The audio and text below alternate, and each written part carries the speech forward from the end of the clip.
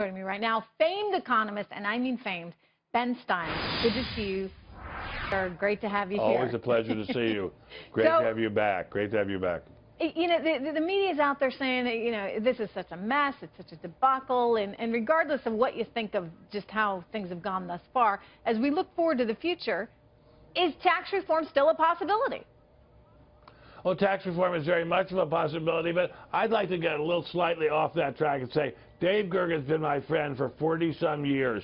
To call this the worst presidency, 100 days of any presidency ever, is hilarious. What about the first 60 days of Abraham Lincoln's presidency when 11 southern states seceded, when he arrested most of the Maryland state legislature, put the Maryland governor in prison, and thumbed his nose at the Supreme Court? But okay, so that's a little bit of worse beginning of a presidency. But yes, tax reform is a very lively possibility. I'm not in favor of lowering taxes on the rich, but I think lowering the corporate tax rate is an absolute necessity. But Ben, I hear what you're saying. In other words, the media is getting a little ahead of itself. Do you think the media is trying to fulfill some kind of prophecy that it wants to see?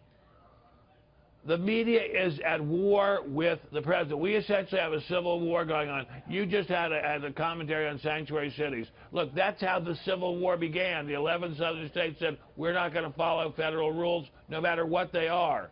And these sanctuary cities are saying, we're not going to follow the Constitution. These people are in open revolt against the Constitution. That is a very, very serious matter. It's not a joke. It's not trivial, liberal, airy-fairy stuff. It's a really serious challenge to the Constitution.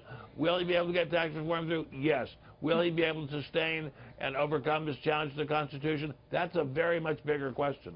You know, Ben, unfortunately, Mr. Spicer took up so much of my time and thus yours today, but I hope you'll come back on soon.